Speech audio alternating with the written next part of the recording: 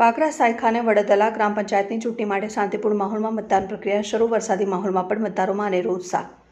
22 જૂનના રોજ ગુજરાત રાજ્યની કુલ 8,326 ગ્રામ પંચાયત માટે સામાન્ય વિભાજન, મધ્ય સત્ર અને પેટા ચૂંટણીનું મતદાન યોજાઈ રહ્યું છે, જેમાં દક્ષિણ ગુજરાતના ભરૂચની કુલ 67 ગ્રામ પંચાયતોની ચૂંટણી માટે આજે મતદાન થઈ રહ્યું છે।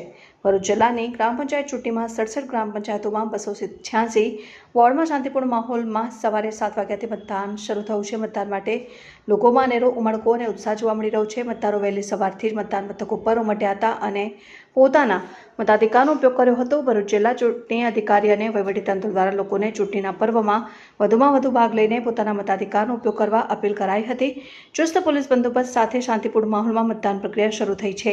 પોલીસ પેટ્રોલિંગની પણ વિશેષ વ્યવસ્થા કરવામાં આવી છે, જેથી મતદારો નિર્ભયપણે મતદાન કરી શકે અને ભરૂચ જિલ્લાના 9 તાલુકાઓની સામાન્ય વિભાજન, મધ્ય સત્ર અને પેટા ચૂંટણીઓ માટે કુલ 1,46,527 મતદારો પોતાના મતાધિકારનો ઉપયોગ કરશે, જેમાં 74,587 પુરુષ મતદારો અને 71,936 સ્ત્રી મતદારોનો સમાવેશ થાય છે। વાગરા તાલુકામાં સામાન્ય 1 વિસર્જન 1 પેટા શૂન્ય મળી કુલ 2 ગ્રામ પંચાયતોની ચૂંટણી યોજાઈ રહી છે અને વાગરા તાલુકાની સાયખા અને વડદલા ગ્રામ પંચાયતની યોજાયેલી ચૂંટણીમાં મતદારોએ ઉત્સાહભેર મતદાન કર્યું। સાયખાની પ્રાથમિક શાળામાં યોજાયેલ ચૂંટણીમાં 887 મતદારો પૈકી સવારે 11 વાગ્યા સુધીમાં 189 તેમજ 1 કલાક સુધીમાં 405 મતદારોનું મતદાન મળી 1 વાગ્યા સુધીમાં કુલ 45% જેટલું મતદાન નોંધાયું છે અને વડદલા ગ્રામ પંચાયતની ચૂંટણીમાં કુલ 662 મતદારો નોંધાયા છે અને જે પૈકી બપોરે 1 વાગ્યા સુધીમાં 51% મતદાન નોંધાયું છે।